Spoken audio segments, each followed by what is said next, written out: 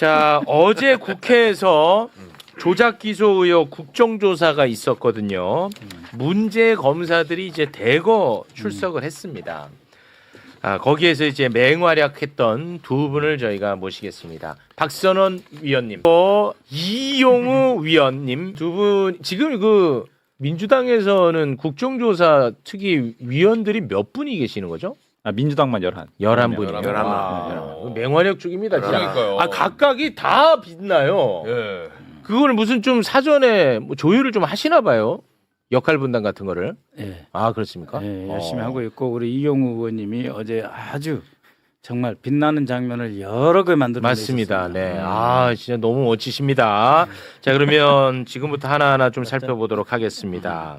그저께는 대북 송금 관련해서 깊이 있게 다뤘잖아요. 네. 어제는 이제 대장동, 위례 신도시 요쪽 관련해서 깊이 있게 좀 다뤘습니다. 윤석열 정부가 들어서고 대장동 수사팀이 갈려요.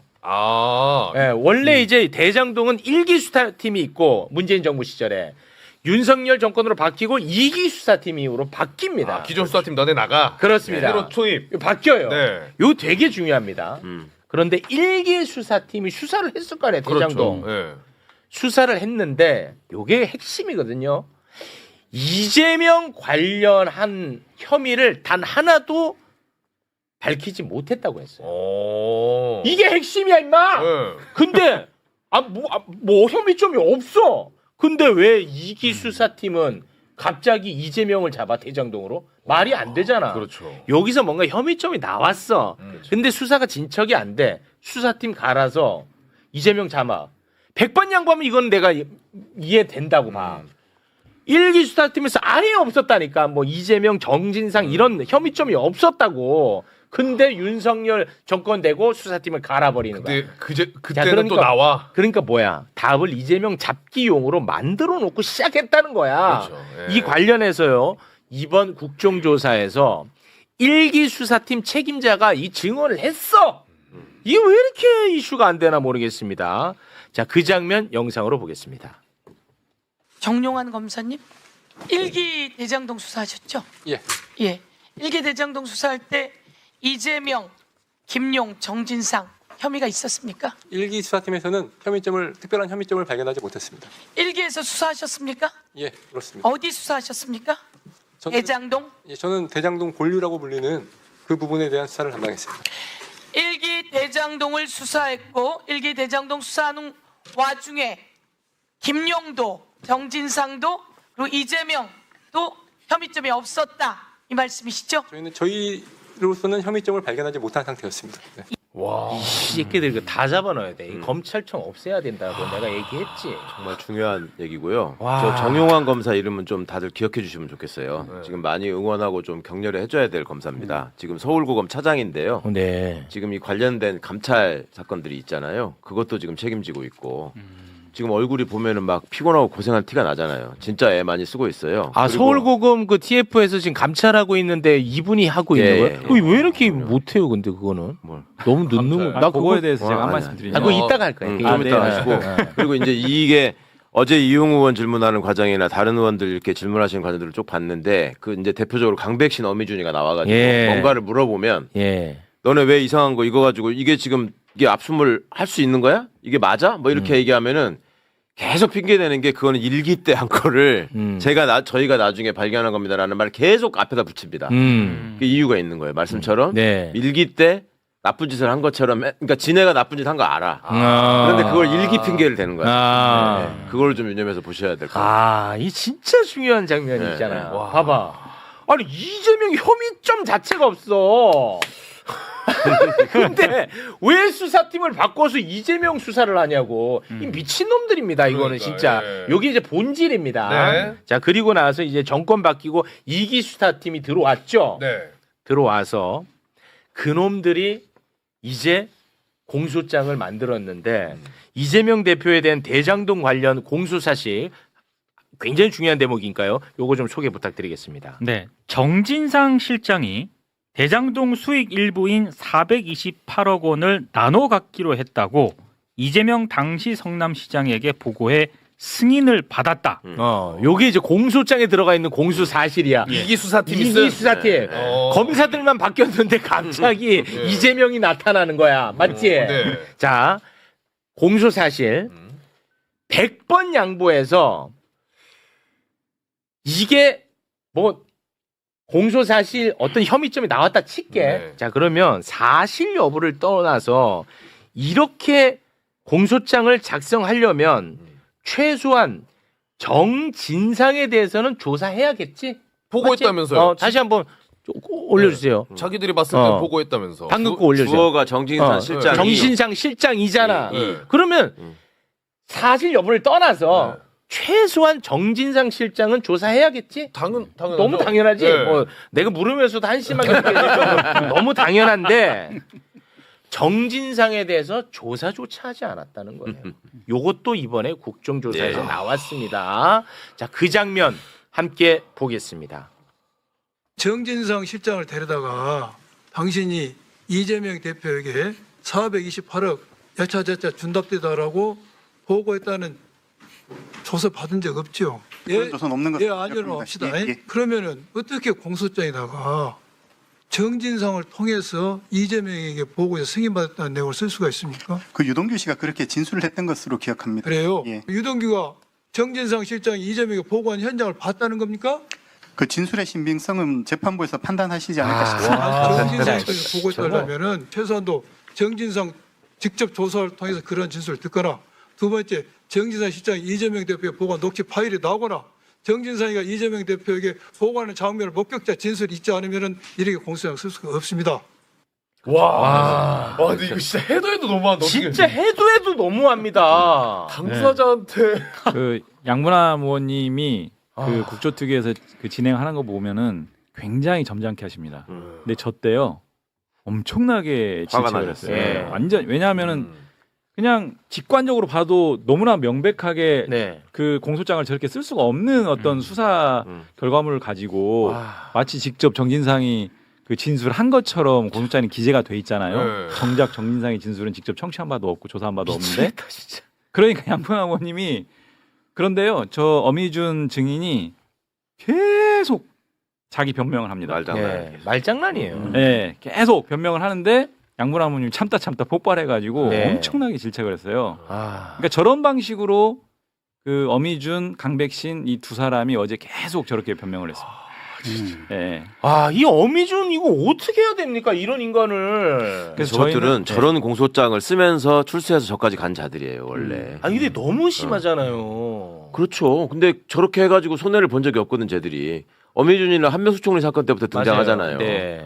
역사가 깊어. 네. 최근에 그리고 저렇게 쿠팡까지. 해서, 쿠팡까지 쭉 이어지잖아요.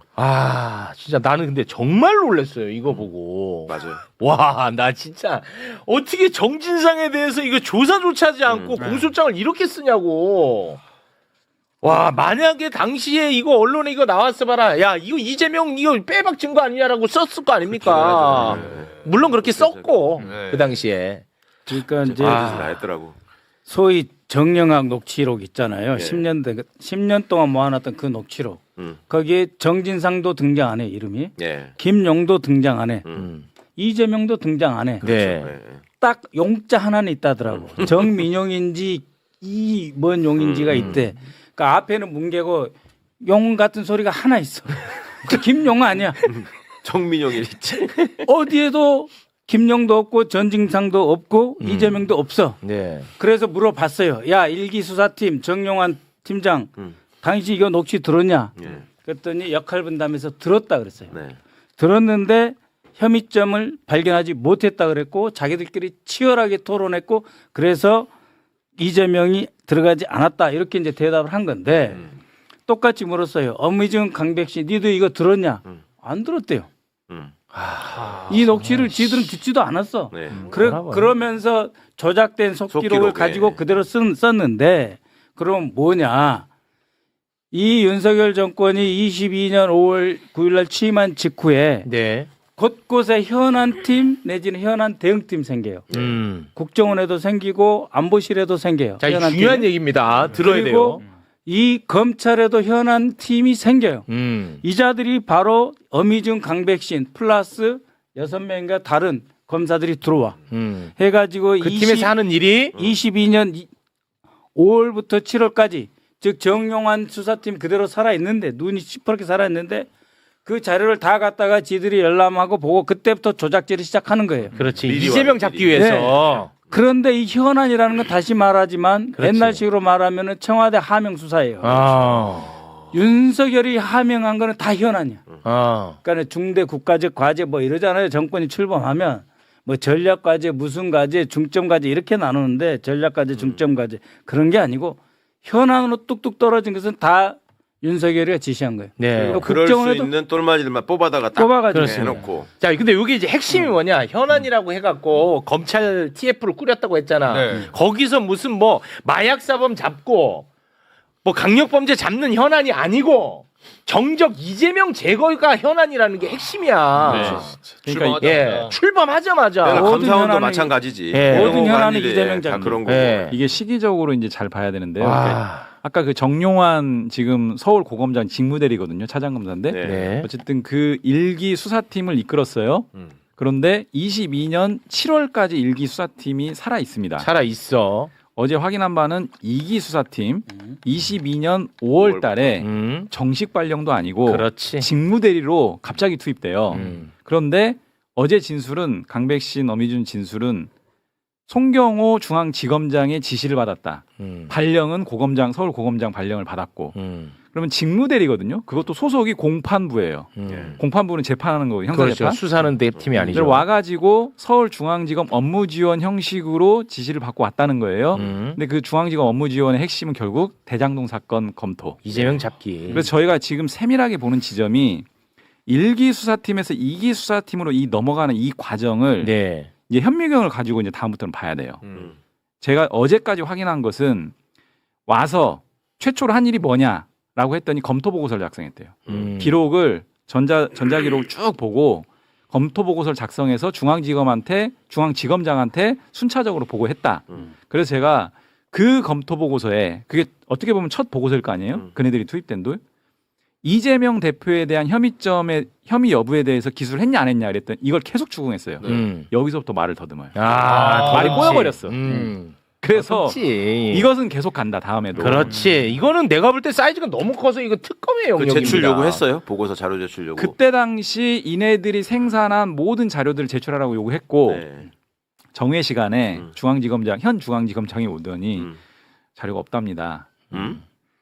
그런데 그러면 공문서로 생산된 걸 폐기됐다라고 하면 무단 폐기했으면 그것도 범죄거든요. 네. 그래서 일단 내라. 없으면 없는 사유까지 기재해서 내라. 네. 네. 공식적으로 문제 삼겠다라고까지 네. 했고 이 부분과 관련해서는 항상 어제의 기조가 자기 변명들은 매우 세밀하게 진술하는데 뭔가 리스크가 있는 진술은 정확히 기억이 안 납니다로 다 빠져나갔거든요. 그렇습니다. 그래서 제가 다음번 또 부를 테니까 기억을 정확하게 살려서 와라. 알겠습니다. 좀 오늘 다룰 게 많아서. 그 지점이 중요합니다. 네. 이게 굉장히 중요해. 이게 국정조사에서 지금 어마어마하게 성과를 많이 내고 있거든. 근데 좀 아쉬운 거는 그냥 보통의 사람들이 국정조사만 보면 좀 어려워.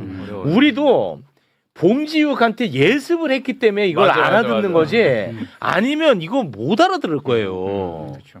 맞아요. 아, 우리도 봉지욱 아니었으면 뭔가 싶을 거야. 예. 네, 그게 좀 아쉽습니다. 배경 그래서 설명하기에는 예. 주어진 시간이 짧아. 그렇습니다. 그래서 좀 빠르게 좀 쉽게 정리하겠습니다. 네. 요거 굉장히 중요한 부분이었습니다. 지금까지 이해 다 되고 있어요. 됐죠. 네. 자, 그리고 요것도 이제 봉지욱이랑 같이 우리가 다뤘던 내용인데 2022년 9월 남욱 변호사 네. 위례 신도시 건으로 기소할 당시에 정일권이라는 검사 우리가 한번 다룬 적이 있어요. 정일권. 예. 정일권 부장 검사가 남욱을 협박을 했다는 그 사실을 최근에 남욱이 법정에서 진술을 했다. 우리가 한번 다룬 적이 있어. 무시무시한 내용. 그거 다시 한번 남욱의 법정 진술 소개 부탁드립니다. 자, 이렇게 진술합니다. 2022년 9월 당시 정일권 부장검사가 아이들 사진을 보여주면서 애들 봐야 할 거 아니냐. 여기 계속 있을 거냐라고 했다. 그러면서 배를 갈라서 장기를 다 꺼낼 수도 있고 환부를 도려낼 수도 있다. 내려가서 곰곰이 생각해봐라라고 했다. 그날 잠을 한숨도 못 잤다. 와, 맞아, 기억나요. 와. 심지어 남욱은 법조인인데도 얼마나 무서웠겠냐. 네. 근데 일반인이 이런 걸 당해봐라. 오줌 질입니다. 그럼요. 저 조폭 같은 정일권이가 이번에 나온 거야. 아, 어제 나왔어요? 나 처음 봤어. 어. 정일권이 나왔다잉. 정일권 나왔는데 이 검사놈들의 진짜 혓바닥은 다 뱀의 혀야. 아 진짜 나는 맞아. 어떻게 하나같이 다 말장난을 그렇게 하는지 모르겠어요. 요거 관련해서 얘기를 해요. 요거 했습니다. 자, 이 장면 여러분 함께 보겠습니다. 애들 사진 보여주고 잘 선택해라 이런 거는 뭐 깡패 영화에서 부모님 잘 계시냐 가족 생각해야지 이런 것만 봤지 우리가 검사님이 그렇게 하실 거라고 상상도 못했습니다. 남욱 씨에게 당시에 이야기했던 건 진실을 확인할 수 있도록 조사에 응해달라. 그러니까 남욱이 먼저 보여달라 했습니까? 그렇진 않았습니다. 당시 상황에서 남욱 씨가 눈물을 보이긴 했었습니다. 남욱 씨에게 그 사진을 보여준 이유는 압박하거나 회유하거나 협박하거나 보다 강압적인 차원에서 보여준 것이 아니고 말씀드렸던 것처럼 도의적이고 인도적인 검사님 그런 인도적인 차원하고 지금도 잘했다고 생각하십니까? 다른 수사할 때도 애들 사진 보여주면서 잘 생각해라라고 이야기를 합니까? 아이들 사진을 다른 사람들에게 보여주거나 한 적은 없습니다. 아니 그러니까 피의자한테 보여주면서 잘 생각하라라고 이야기하면서 가족 사진 보여주냐고요. 가족 사진을 제가 보여주고 본인과 그리고 가족들만 생각했으면 좋겠다 이런 취지였습니다. 심리적으로 흔들려는 것이 아니라 오히려 심리적으로 좀 안정을 시키고 싶은 마음. 애들 사진 보여주고 잘 생각하라고 하는데 심리적으로 안정을 어떻게 가니까 사람이 검사님 이거 아니잖아요. 그 몇 날 며칠 후 감옥에 갇혀 있는 사람한테 애들 사진 보여주면서 잘 생각하라고 하는 게 심리적 안정을 도모한다고요? 언론에 나오는 고문 기술자도 그때로 돌아가도 똑같은 일을 하겠다. 그때 자신의 행위는 애국이었다고 얘기합니다. 지금 그거랑 똑같은 거예요. 정일권 검사 아이들이 있습니까 없습니까? 예? 제 개인적인 이야기라 말씀드릴 수 없습니다. 자기는 말씀드릴 수 없으면서 정일권 검사가 충성을 다했던 윤석열은 깜빵으로 가 있어요. 오늘이라도 바뀌어야 될 거 아닙니까? 제일 나쁜 검사예요 지금. 나온 증인들 중에 제일 잘못한 검사예요. 정일권 검사 아시겠습니까? 와, 저놈은 지 자녀 유무도 말해주기 싫어해. 와, 진짜 나쁜 사람 아니야 저거. 제가 감정을 저 옆에서 하루 종일 저 발언이 한 번이 아니고요. 예, 뭐 여러 그렇죠. 차례 수차례 맞아요. 저희가 계속 있었어요. 의원들이 저 발언은 반드시 인정을 받아야겠다고 해가지고 계속 앞에 예. 세웠어요.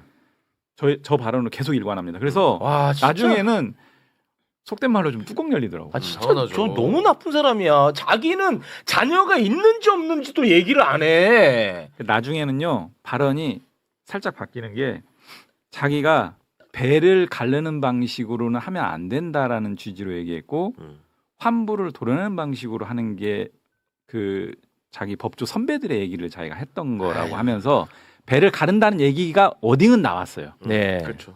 그건 이제 취지가 전혀 반대긴 한데 네. 근데 계속 추궁해서 이제 확인 받아야 되는 부분이고요.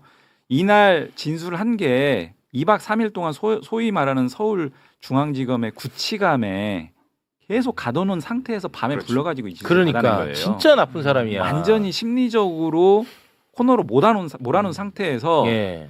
심리적 안정을 취해주기 위해서 이게 누가 봐도 이거 누가 그렇게 봅니까? 말이 됩니까? 다 아니, 아는데 혼자 모르는 그리고 거예요. 진짜 무시무시한 게 뭐냐? 남욱의 아들 사진을 보여줬다 했잖아. 근데 검사가 아들 사진을 어떻게 갖고 있을 것 그러니까 같아요? 이상하지. 예. 물에서. 압수를 통해서 남욱의 휴대전화를 압수해온 거야. 그거를 포렌직에 갖고 거기 안에 있던 사진을 갖고 꺼내는 거야. 이건 진짜 해도 돼요 이런지? 그렇게 해서 보여준 지네들의 거예요? 자체 규정에 의하더라도 사건과 상관없는 거는 바로 폐기하게 돼 있어요. 네. 근데 그거를 들고 있으면서 그걸로 이제 협박을 했다는 거지. 그러니까 이제 저 정말 나쁜 놈. 사람들이 뭘로 협박하면 애가 입장을 바꿀까? 그렇죠. 생각을 했죠. 뭐 그렇겠죠. 그래서 밤늦게 구치감에 가둬놓고 아들 사진 보여주자. 그 인질범들이 하는 그런 짓이잖아요. 근데 이게 용서가 안 돼. 제일 그 붕괴하는 거는 인도주의적 관점에서 이 짓을 했다는 거예요. 예? 그러니까 너 죽여버릴 수가 있는데 뼈다귀 10개만 부러뜨릴게. 이게 인도주의적이에요? 오장육부 배 안에는 11개의 장기가 있는데 싹 걷어내버릴까 그중에 몇 개만 걷어내버릴까 그 이야기잖아요. 환부를 드러낸다는 게. 네. 그게 너 죽여버릴 수도 있는데 진짜 겨우 걸어가기만 할게. 그거 저기 정보사에서 고문 문건하고 똑같잖아요. 네. 이게 지금 어제 오늘 얘기가 아니고 옛날 간첩 조작 사건을 보면 거의 100% 이렇게 하잖아요. 조사받는 사람 옆방에다가 아내나 부모님이나 이런 사람을 데려다가 고문을 해.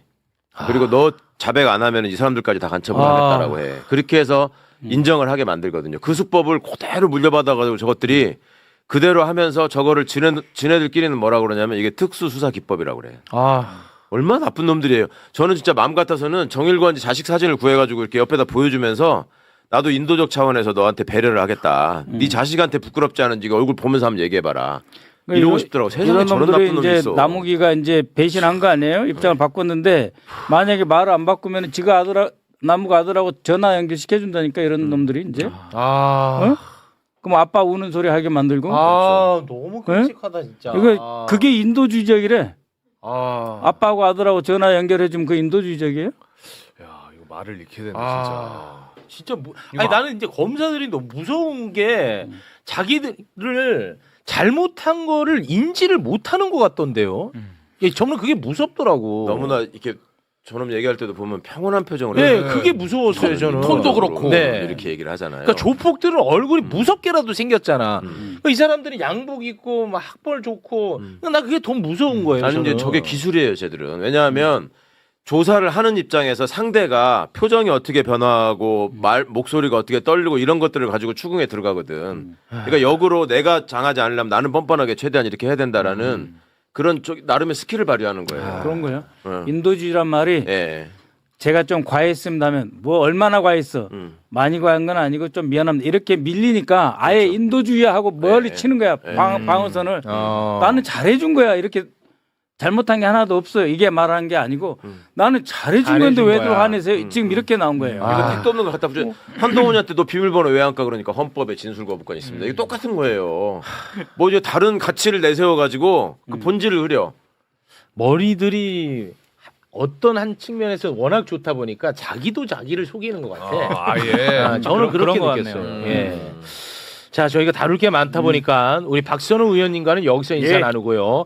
우리 의원님은 계속 계셔야 돼요. 네. 박선우 의원님 덕분에 오늘 진짜 너무 많이 도움이 됐습니다. 박선우 TV 구독 많이 해주십시오. 오늘은 저도 좀 구독할까 합니다. 네. 박선우 의원님 대단히 고맙습니다. 고맙습니다. 자, 봉지욱 기자님과 함께 또 계속해서 이야기를 이어가도록 하겠습니다. 지금부터는 또 봉지욱 기자와 관련된 이야기가 어제 국정조사에서 나온 게 있어요. 2022년 대선은 뭐 누가 뭐라고 해도 대장동 대선이었죠. 대선 직전에 그래서 뉴스타파가 이제 검증 보도를 하나 합니다. 대장동 업자들의 시드머니가 됐던 불법 대출 사건에서 윤석열 검사가 덮어줬을 가능성, 이 의혹 보도를 한 거예요. 부산저축은행. 그렇습니다. 그러자 이 보도가 윤석열에 대한 명예훼손이라고 해서 기소가 됐고 봉지욱은 지금도 재판을 받고 있습니다. 그 재판받는 봉지욱 기자 박수로 모시겠습니다. 네.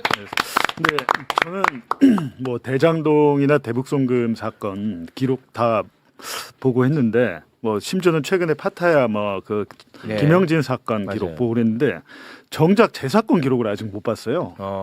제 사건 기록을 안 봤는데 사실 저는 뭐 그때 당시에 이제 그 검찰의 공소 사실 그런 범죄를 저지르지 않았으니까 볼 이유가 없다고 이제 생각을 하는데 어찌됐든 이번에 국정조사에 포함이 돼서 여기 나오더라고 어제도. 21일에 이제 나가고 14일에는 이제 대북송금 사건 참고인으로 나가고. 여태까지 뭐 제가 사실은 2023년부터 대장동, 2024년 대북송금 보도를 많이 했습니다만. 그때는 이제 뉴스타파가 매체가 작고 스피커가 작기 때문에 묻혔잖아요. 많이 묻혀 있는데 그것들이 지금 다시 다 국정조사를 통해서 그렇습니다. 나와서 많은 분들이 이제 좀 알아주셨으면 좋겠습니다. 저희는 이 얘기를 좀 많이 다뤘었는데 어제 이제 국정조사에서 이 얘기가 나왔어요. 그런데 이 명예훼손 사건 이것도 수사하는 놈이 강백신 검사입니다. 그래요? 네, 이 강백신 검사가 어제 국정조사에 나왔습니다. 여기에 대해서 우리 이용우 의원이 폐부를 찌르는 질문 하나 쓱 들어갑니다. 뭐냐? 검찰은 원래 부패, 경제 이 범죄에 대해서만 수사할 수 있는데 어떻게 너 명예훼손 사건을 수사를 했냐?라고 이제 물어봅니다. 우리가 이 얘기 많이 했었어. 네.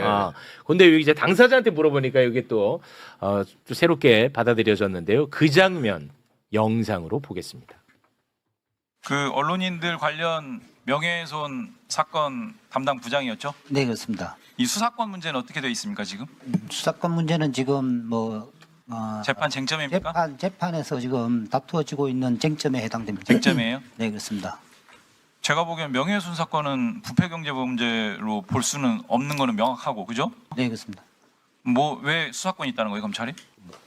그 관련성 규정이 있어서 그에 따라서 수사를 개시하고 검찰 수사권에 명예훼손이 없는데 직접 관련성을 그렇게 확대하기 시작하면은 그게 바로 정치 검찰입니다. 네. 여기 이제 아주 긴 공방이 있었는데 네. 짧게 추려봤습니다. 이용우 의원님 근데 눈빛이 무서우시네. 아니 근데 요 사이에서 화 많이 내셔. 네. 야. 내가 알던 이용우가 아니라.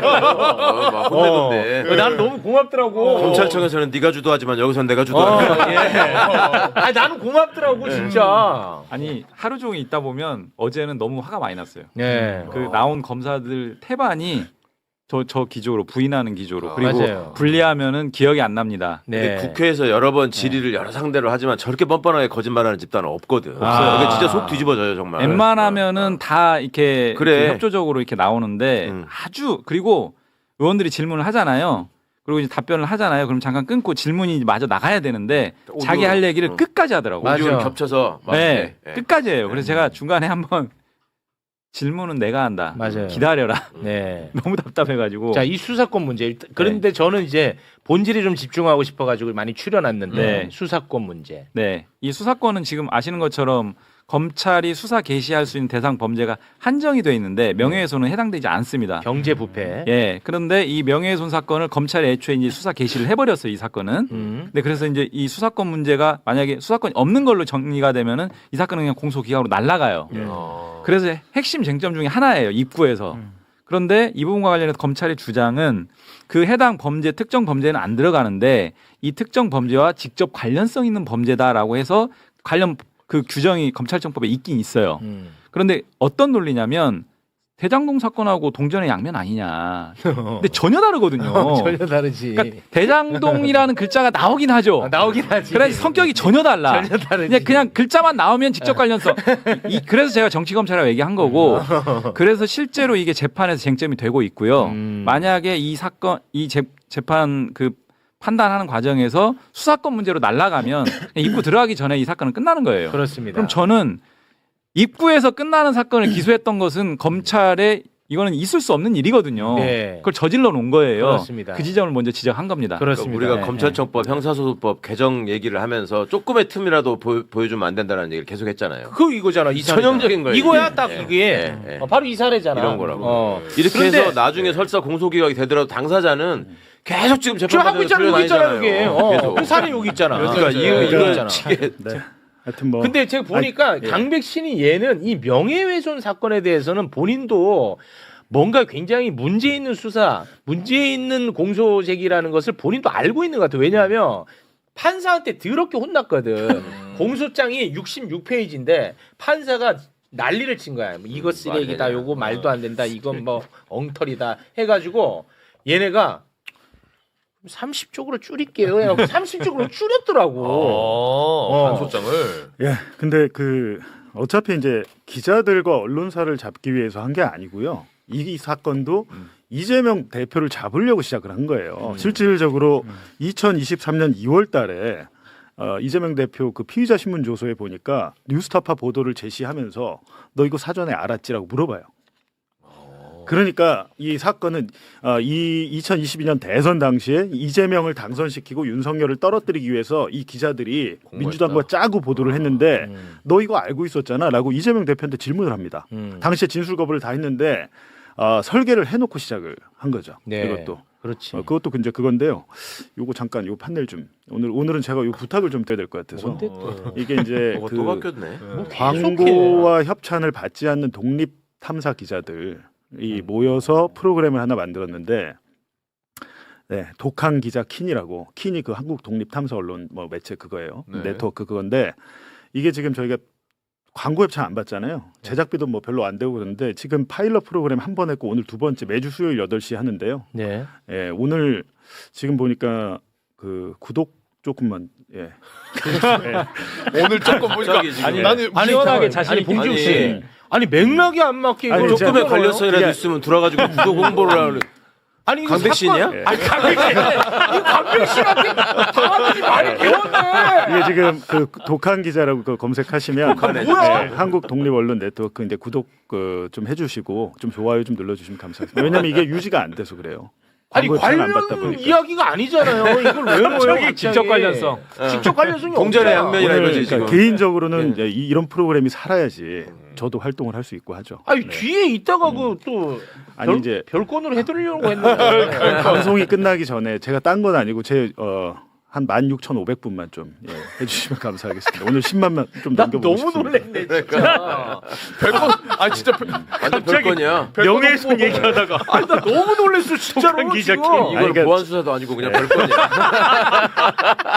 근데 뭐 저희는 그래요. 사실 저희는 그래. 재판에서 무죄 받으면 되지 하는데 1심을 지금 보니까 3년 안에 안 끝날 것 같습니다. 그럼 계속 괴롭히는 검찰에서 증인 100명 신청하겠다고 그러는데 문제야. 지금 3명 했거든요. 재재판 증인 3명 했는데 97명 남았습니다. 이게 제가 환갑되기 전에 이게 끝날 수 있을지 공소 진짜로. 취소해야지. 그리고 알겠습니다. 뭐 봉지욱 기자뿐만 아니라 제 사건에서도 강백신이는 계속 들어와서 제 사건도 담당이었어요. 강백신이가 그러니까 저게 이렇게 만들어내는 사건 전문이야 쟤들은. 그러니까 자 봐봐요. 강백신, 어미준이, 강백신이 정적을 제거할 때 방식 우리가 살펴봤잖아요. 네. 반면에 우리 편을 풀어주는 것도 또 강백신이가 도사더라고.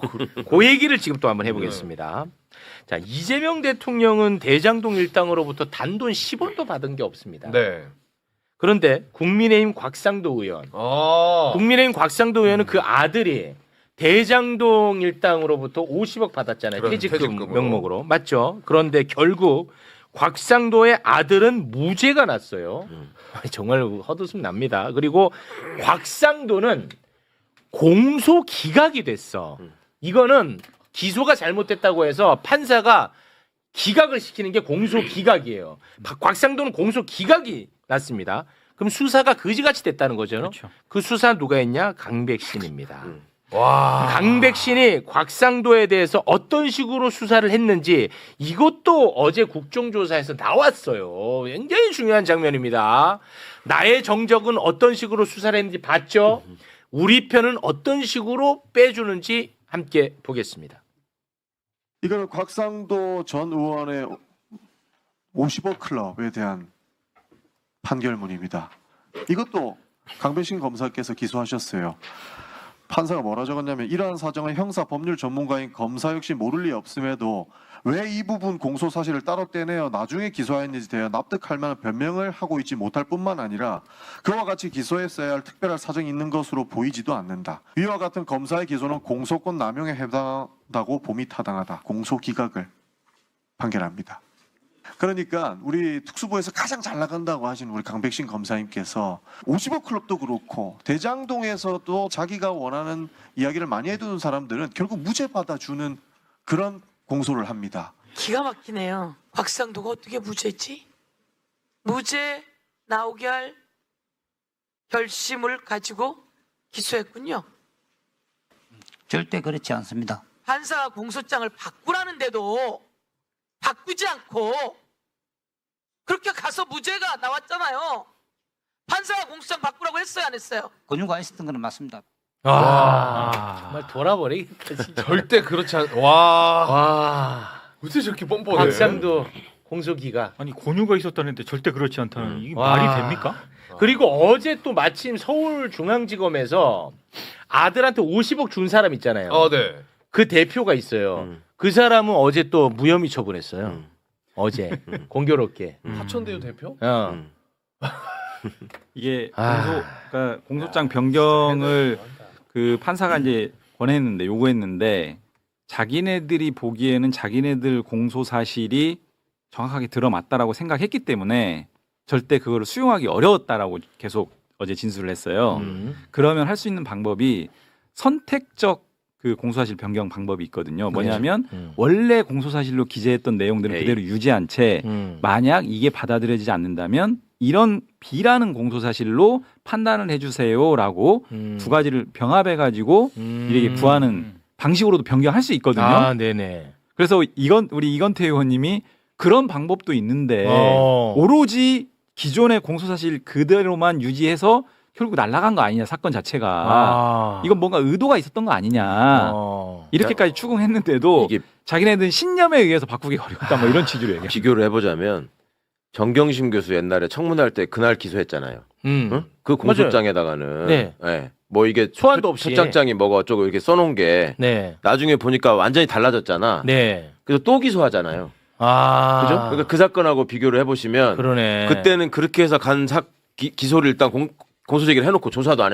한 상태에서 기소해놓고 이 사건하고 지금 비유를 해보자면 그 건에 대해서 이거 이상하지 않냐? 너네 수사 결과하고도 지금 안 맞다고 너네 스스로 얘기하지 않냐? 네. 그래서 판사가 요거 하나는 없애라라고 얘기했어. 네. 끝까지 안 없애고 또 끝까지 간다고. 그리고 그때. 공소기가. 그리고 그냥 끝.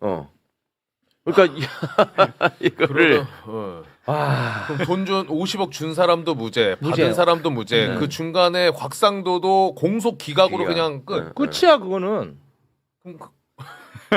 야, 진짜. 판결문에 이거만 이러는 게 아니에요. 그 문재인 정부에 관한 보복 수사를 여러 가지 하는데 그 와중에 무슨 유재수 사건 또 누구야 그 강서구청장 했던 김태호하고 관련된 사건도 있었잖아요. 그와 관련해서 기소된 사건에서도 딱 한 명만 무죄가 됩니다. 민정수석실의 전체 사람들이 다 유죄가 되는데 검사 출신 박경철이만 무죄야. 대단한 놈들이야 이거. 반부 비서관. 반부 비서관 박경철이만 무죄야. 박경철이가 그거 다 했는데 박경철이만 무죄야. 검찰청 무조건 없앤다. 없어져.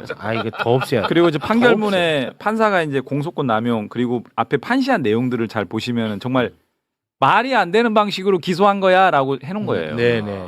저거는 저 정도로 톤으로 판사가 판결문에 쓰는 것은 사실 보기 어려운 일인데 그렇습니다. 속된 말로 이따위로 기소해 놓으니까 우리가 이거 공소권 남용으로 판단할 수밖에 없어라고 써놓은 거거든요. 네. 그리고 지금 우리가 이제 명예훼손 사건 얘기를 조금만 더 보태면 봉지욱 기자 힘 좀 실어줍니다. 네, 그러니까 봉지욱. 이 명예훼손 사건이 아까 우리 봉 기자님 말씀하신 것처럼 사실은 언론인들을 타겟팅한 것 같지만 공소장 내용 전반이 변경되기 전에 67쪽짜리 공소장에는 철저하게 이재명 프레임이었습니다. 그렇죠. 그러니까 심지어 예를 들면 이재명의 공산당 프레임이라는 단어까지 등장해서 재판부에서 이게 명예훼손 사건하고 무슨 상관이 있습니까? 삭제하는 게 좋겠다. 뭐 이런 하고요. 네. 이 사건은 이재명 유착관계를 판단하는 재판이 아니다. 이게 명예훼손 사건인지 의문이다. 공소사실의 간접 정황이 너무 많다. 막 이런 방식으로 아주 그냥 공소장에 대해서 난도질을 해요 재판부가. 이례적이거든요. 네. 그러니까 다르게 보면 이 사건의 전반적인 공소장 내용은 이거 대장동 이재명 사건으로 막 주장을 담아놓은 거예요. 네. 그리고 제가 오늘 얘기를 안 드렸지만 어제 그 국정조사에 나온 얘기 중에 하나가 압수조사 얘기가 나오거든요. 압수조서. 그건 뭐예요? 이게 뭐냐면 대장동 사건 관련해서 이제 사건을 진행하는 와중에 22년도 10월 달에 유동규의 사실혼 배우자 박태선 씨를 부릅니다. 검찰에서. 그러면서 당시에 김용 관련된 정치자금법 사건에 대한 이런 부분들의 그 증거물로 박태선 씨가 들고 온 백팩을 그 자리에서 압수를 해버려요. 이 백팩을 통해서 돈이 전달됐다라는 어떤 취지로 압수를 그 자리에서 해요. 네. 그런데 압수하고 나면 압수 결과를 작성하는 조서를 압수조사라고 하는데 그 압수조사의 제목이 이재명 피의자 등 정치자금법 관계 사건으로 딱 타이틀이 딱 잡습니다. 압수수의 제목을. 근데 그때 당시에는요. 이재명 대표가 아무런 관련성이 없어요. 이 사건에. 피의자로 입건된 바도 없어. 답을 정해놓은 거지. 그래서 제가 이거에 대해서도 이제 그 담당했던 그 강백신 검사 앞에 이제 불러놓고 이때 당시에 피의자 입건도 안 돼 있는데 왜 여기다 이걸 기재했느냐. 그렇지. 말을 못하죠. 말 못하지. 처음에는 입건된 피의자 신분이었다고 얘기하다가 그거 아니다. 잘못 알고 있다 그랬더니 나중에는 이제 할 말이 없어요. 탈자라며. 옥이라고 얘기하더라고 나중에는 결국 옥이라고 하더라고. 그래서 우리 의원님들이 사법연수원 출신 의원님들이 연수원에서 옥이를 얼마만큼 우리가 꼼꼼하게 보는데 당신들 사법연수원 공부 안 했냐 막 이러면서 지적하는데 사실은 저희는 어떻게 보냐면 그때 당시에 이미 이 사람들의 머릿속에는 이재명은 피의자로 돼 있었던 거예요. 맞습니다. 그리고 더 나아가서 그게 이제 그 타이핑으로 돼 있었거든요. 압수조서가. 애초에 이 사람들은 이재명 사건으로 딱 규정이 돼 있어 이미. 그 사건으로 진도를 나가는 와중이었어. 네. 그렇죠. 그게 압수조서에 떡 등장한 거예요. 그렇습니다. 그러니까 깔때기고 답정너거든요. 모든 그렇죠. 사건들이. 이건 정말 검찰청 없애야 됩니다. 그래서 제가 아까 그 대장동 사건 1기 수사팀하고 2기 수사팀으로 그 넘어가는 과정에서 왜 거기다 현미경을 들이대냐.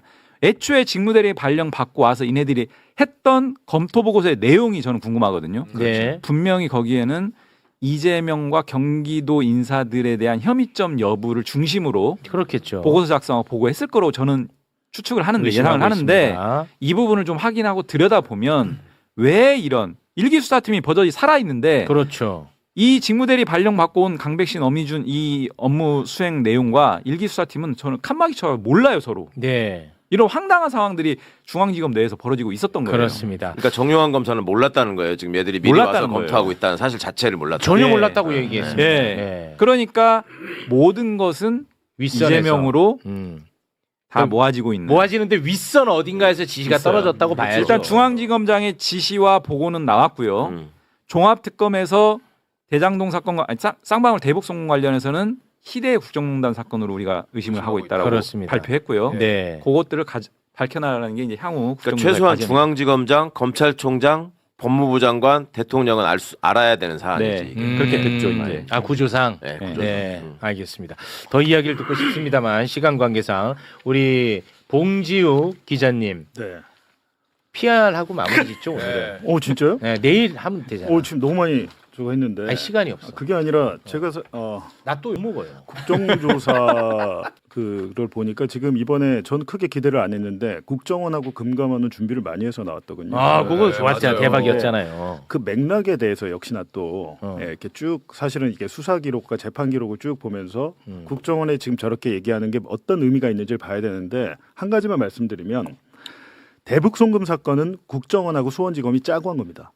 이번에 그게 드러난 거예요. 아, 그렇습니다. 네. 네. 그래서 13번 자료 잠깐 보여주세요. 그건 내일 드리면 안 돼요. 자세한 건데 이거 하려면 한 20분 걸려서. 그러니까 네, 내일 해야 간단하게. 돼. 검찰과 국정원이 부당 거래를 했다는 사실이 이번에 드러난 거예요. 네. 그래갖고 국가정보원 지금 2급 비밀 문건을 오늘 공개하려고 그랬거든요. 그건 내일 공개해야지. 이 자리에서. 내일. 근데 그거 수사받을 수 있는 거 아시죠? 아니 그러니까 내일. 내일. 지금 2급 비밀 문건 내가 여기서 깔까봐 지금. 아니야 내일이야. 쫄아서 그런 거야. 아니 그거 내일 저기 내부 검토를 좀 거쳐보겠습니다. 네. 내일은 또 내일 게 있는데. 그거는 내일 모레.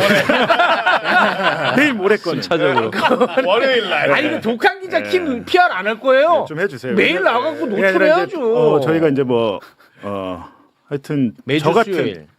저 같은 이제 한두 명 있는 독립 기자들이 살려야 돼, 이런 10개 사람들. 매체가 모여 있고요.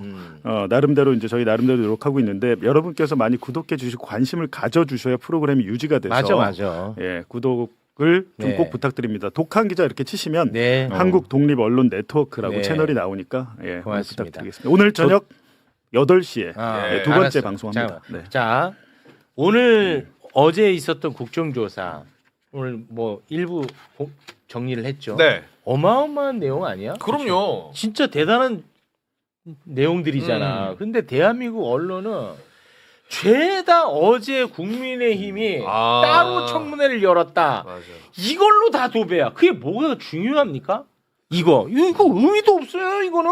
청문회라는 단어를 붙이는 것도 저는 좀 참칭 문제가 청문회. 있다고 봐요. 청문회. 아니 이건 아무것도 아니거든 사실. 네. 언론은 다 이걸로. 그러네 진짜. 그리고 뭐 반쪽짜리 국정조사다. 한 방 없었다. 뭐가 반쪽짜리야? 반쪽짜리가 아니야. 이게 정상이야. 네. 얘네들이 나가서 이상한 짓을 한 거지. 참칭 청문회고요. 청문회라는 이름을 붙일 수가 없습니다. 국회법상 여러 가지 국정조사법상. 네. 그리고 일방적인 국민의힘의 정치 행사에 불과한 곳에 공무원이고 현직 검사인 박상용 검사가 나갔고 저렇게 등장해가지고 여러 가지 위법 부당한 발언들을 쏟아냈어요. 네. 저것은 수사 및 징계 대상입니다. 그렇습니다. 네. 네. 그리고 여기- 제가 네. 꼭 한 가지 말씀드려야 될 게 있는데 리호남 쌍방울 대북송 관련 있잖아요. 이 부분과 관련해서 내일 해야지. 지금 국정원에서 기관 보고하면서 네. 그때 당시에 리호남이 필리핀에 없었다라고 이제 없었다고 확인을 해줬는데 했죠. 네. 이 부분에 대해서 다른 국민의힘이나 이쪽 박상용 검사 측에서는 뭐라고 얘기하냐면 다른 위장 신분으로 있을 수 있고 그 얘기를 하더라고. 그런 부분들을 이미 법원에서 다투어져서 법원은 내렸다. 그런 것까지 인정을 해서 사실관계 인정한 거 아니냐라고 얘기하는데 이번에 국조에서 국정원이 기관복한 내용은 필리핀에 없었다라는 수준이 아니고 제3지에 있었다라고 하는 것을 밝혀준 거거든요. 밝혔거든. 근데 이 내용은 수사나 재판 과정에서는 빠져 있었던 거예요. 네. 그러니까 기존의 국민의힘 박상용 검사 주장이나 법원의 판단 그 사실 인정 부분이 이 기관복을 바탕으로 하면 더 이상 유지되기 어려운 맞아요. 네. 핵심은 그겁니다. 그렇습니다. 본인 여권도 썼다는 거 아닌가? 그러니까 니오남이 필리핀에 없었다는 것만 얘기한 게 아니고 그때 이제 제3국이 있었다는 건 나왔거든. 네. 근데 박상용이 뭐 국민의힘이 박상용이 본인도 계속 얘기해. 뭐 리오남이 뭐 자기 이름 안 쓰고 뭐 위장해 갖고 여권 뭐 여러 개. 정말 너무 짜증이 납니다. 그러니까 언론이 이런 부분들 제3지에 있었다라고 국정원이 기관보고한 내용 이런 것들은 잘 안 다뤄요. 안 다뤄. 그래서 제가 여기서 꼭 말씀드렸고요. 우리 다뤘습니다. 마지막 하나만. 왜 다룬 얘기 자꾸 해? 시간 없는데. 나 어제 나온 얘기인데 이게 좀 어필을 돼야 되는데 이게 정용환 지금 차장검사가 거의 혼자 그 서울 고검의 감찰부장이랑 거의 이거 혼자 챙기다시피 하고 있어요. 지금 하고 있어요. 그래서 굉장히 어려운데 어려워. 대검 감찰부의 인원 보강 요구 또는 상설 특검 건의 이런 부분들을 했다라는 거예요. 그런데 거기서 이런 부분들에 대해서 계속 수용을 안 하더라. 거절하더라 말하자면 이런 것들을 어제 제 질의에 대해서 그렇게 답변을 했어요. 잘 아시는 것처럼 대검 감찰부장이 박성재 전 장관이 알박기로 심어놓고 간 김성동 부장입니다. 그래서 이 부분도 차후 청문회에서 저희가 따져 물을 지점입니다. 네. 지금도 그 자리 지키고 있는 사람이죠. 있습니다. 네, 알겠습니다. 어제 그 화제가 된 공개된 녹취 중에 하나는 판사가 감당하지 못할 것이다. 사이즈. 사이즈 얘기인데요. 이 사이즈 얘기만 하고 다음 주제로 한번 넘어갈까 싶습니다. 와, 이건 거의 영화로 만들면 대사를 그대로 써도 될 것 같아요. 그러니까 그런 정도 수준의 대화죠. 예를 들면 이게 이렇게 해서 우리가 이재명을 엮으면 그 개별 판사가 판단할 수 있는 사이즈가 아니에요. 그러니까 그런 얘기 뭐냐면 재판이 오래 갈 거고 그러다 보면 이화영 부지사는 그러면 관심에서 멀어지고 나가겠죠. 이 얘기를 한 거잖아요. 간단히 얘기하면 자기가 볼 때 그러면 이 사이즈는 나도 이것도 내면의 고백이라고 보는데 이 사이즈는 판사에게만 적용되는 겁니까? 이 사이즈는 검사에게도 적용되는 거예요. 그렇죠. 이 사이즈가 된다는 거를 내가 한다는 건 뭐예요? 나 혼자 감당하고 있는 사이즈가 아니라는 얘기를 하는 거죠. 이 얘기는 결국 뭐냐면 계속 제가 박상영 검사는 왜 이렇게 방송에 나올 거야 물어볼 때 이게 나 혼자 했다고? 말도 안 되는 소리 하고 말도 안 되는 검찰을 모르시네 이런 얘기를 하는 항변이다라고 늘 얘기를 하는데 일종의 신호군요. 신호죠. 그러니까 이게 이 녹취까지 이 녹취는 박상용이 보내는 신호는 아니죠. 왜냐하면 공개된 신호니까. 근데 이 얘기는 변호인한테 그 얘기를 자기가 한 거잖아요. 이렇게 되면 그 사이즈로는 이거 개별 판사가 감당을 못해요. 그 얘기는 뒤집어서 얘기하면 뭡니까? 지금 이 사건도 사이즈가 나 혼자 하고 있는 게 아니에요. 이 얘기를 하는 거죠. 실제로 말씀하시죠. 근데 이제 박상은 검사가 그 수사할 당시에는 검찰 수뇌부와 저는 이런 인식이 있었을 것 같아요. 추정입니다. 이건 추정인데 박상용이 검찰총장 안 될 거야. 이거. 아니 일개 검사한테 그 정도 꿈을 줄 수 있다는 거죠. 야, 이게 좋은 사건이야. 청와대랑 이게 브릿지가 되잖아. 이 사건 하나 잘 하마. 검찰을 지키는 사람이 되는 거야. 검찰 개혁이니 뭐니 떠드는 놈들 싹 없앨 수 있는 기회야. 저는 이런 이야기가 있을 것 같아요. 그러니까 이 사람은 출세를 위한 절호의 기회일 수 있고요. 뭐 지금 되게 청렴한 나는 정치에 관심이 없고 막 자꾸 그러는데 일신의 공명과 양명을 전혀 인식하지 않고 이런 일을 했으리라고는 상상할 수 없습니다.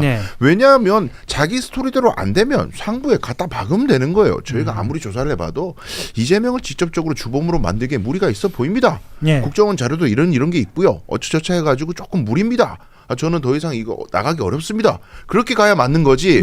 자기가 그런 보고 했을 수도 있어요. 조금 어려운데 짜식이 검찰총장 안 할 거야? 저는 충분히 그랬을 거라고 봐요. 근데 공교롭게도 실제로 신진우 부장판사가 수원지법 형사 11부인데 이 대통령과 관련돼서 사건에 대해서는 판단을 하지는 않았어요. 사실 이게 공교롭기는 합니다. 그러니까 박 검사가 얘기한 것처럼 사이즈가 안 돼서 못한 건지 아니면 어떤 건지 모르겠습니다만 말 그대로 되기는 한 거예요. 그러니까 이게 그 사법 뭐 굉장히 멀리 있는 것 같고 멀리도 있지만 실제로는 대부분이 이런 특수한 형사 사건을 담당할 때 이 정도 되면 이렇게 기소하면 이게 수원지검에서 감당이 되겠다 안 되겠다. 명태균 씨 사건 때도 이걸 창원지검에서 감당할 수 있냐 없냐의 그렇죠. 논란이 엄청 났었는데 그때 우리가 나중에 알고 보니까 뭐가 됐던 겁니까? 매일매일 수사 보고서를 중앙지검에 올렸다는 거잖아요. 그리고 중간에 종합적인 수사 보고서도 올렸고 그 수사 보고서를 올린 거를 대검에까지 검토를 해갖고 윤석열이 알게 돼갖고 개업 날짜가 당겨진 게 아니냐 이런 얘기가 있는 거잖아요. 경로했다라는 거잖아요. 그 창원지검의 수사 보고서를. 그 얘기는 뭡니까? 창원에도 수사 개선이 있고 지휘가 할 수 있는 지검장이 있음에도 불구하고 대통령과 관련된 혹은 대선 주자급의 사건은 그 지검에서 처리 방향을 정할 수가 없는 거예요. 지금 검사 우리가 기존에 가졌던 검찰 조직의 논리라는 건 그걸 우리가 좋은 말로 표현하면 검사 동일체고 나쁜 말로 표현하면 위에서 가르마를 타줘야 된다고 하는 거 아닙니까? 그러니까 이 사건은 당연히 누가 위에서 가르마를 탄 거죠. 그럼 실제로 이게 TBS 봉지욱의 봉인해제에 서민석 변호사가 나와서 한 얘기인데요. 박 검사의 상관인 두 분이 저한테 전화를 하신 걸로 기억한다. 이렇게 얘기를 했어요. 이게 보도로는 많이 안 나왔거든요. 보도로는 많이 안 나왔는데 그리고 그 내용도 계속 사건을 맡아달라는 내용 그렇게 이해했다라고 합니다. 그러면 이게 사실상 우리가 지금 이야기하고 있는 내용대로 한다면 민주당이 그리고 있는 윗선 개입이라든가 사이즈와 관련된 이런 보다 큰 사건으로 비화될 수도 있겠네요. 그렇죠. 이게 그러니까 박상용 검사가 얘기를 하잖아요. 이게 사이즈가 그렇다라고 얘기를 하는 거 뭐냐면 우리가 이거를 사이즈를 엄청 키워갖고 잡아먹을 거예요. 이 얘기를 하는 거잖아요. 그러니까 그렇게 해서 우리가 사이즈를 키우다 보면 이화영 부지사는 그냥 요만한 피렘이에요. 이런 얘기를 하는 거잖아요. 그냥 쉽게 이해하는 버전으로 얘기를 하면 그러려고 하면은 변호사 입장에서도 야 이게 그런 사이즈가 돼갖고 나한테 의뢰한 피고인을 풀어준다라는 걸 네가 어떻게 담보할 건데? 라고 하면 당연히 윗선에서 그거를 소위 말하는 개런티를 해줘야 되는 거잖아요.